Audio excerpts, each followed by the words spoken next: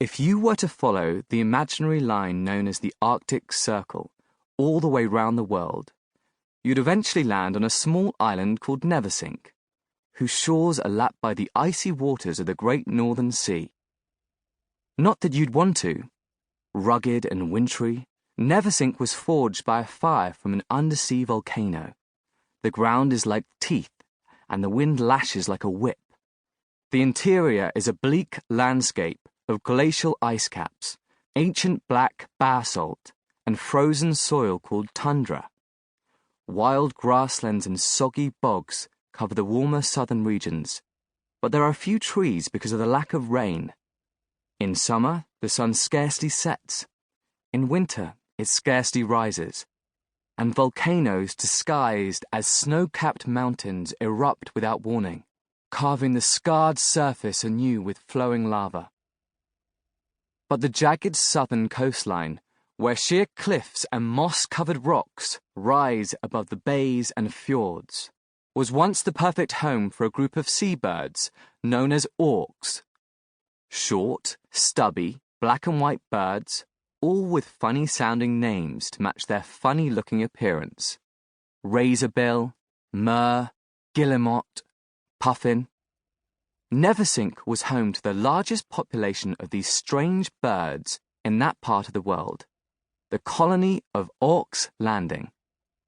These are birds who happily spend much of their time at sea, eat fish, fly underwater, and are not to be confused with penguins. On Neversink, auks could nest safely in the nooks and crannies of the island's ice-gouged rocks, far away from the perching birds of nearby Tytonia, protected from predators by a girdle of ocean, safe from most threats other than old age and an unpredictable sea goddess named Sedna. So had it been since the age of settlement, and so would it have remained, many believe, if Rozbell had never tasted Lucy Puffin's fish smidgens. But we're getting ahead of ourselves. For now, you should know that the world of this story is one that existed long ago and is no more. The continents had formed and separated, but were covered with forests. The dinosaurs were long gone.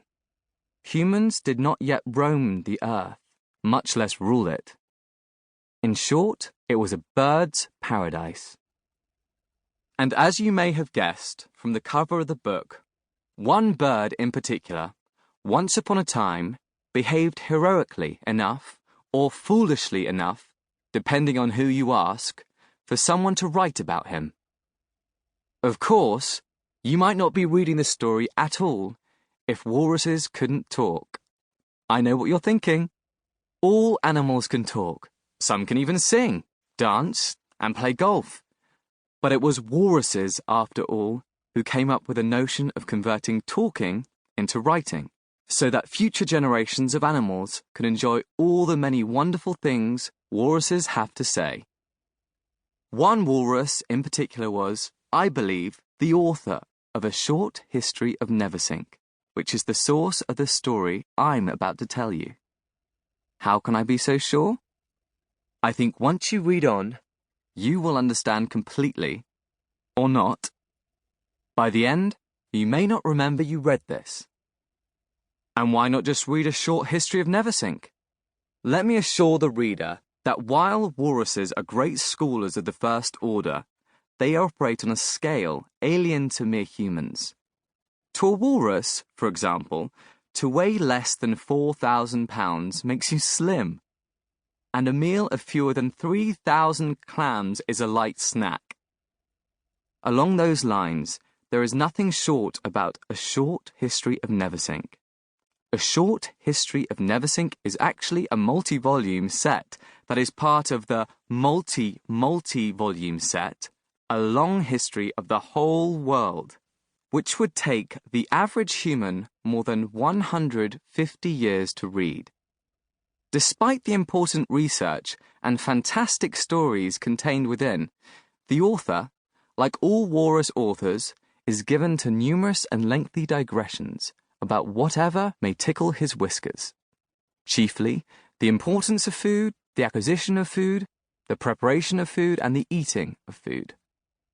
There are also many passages devoted to the excellence of the walrus mind and the importance of the walrus opinion.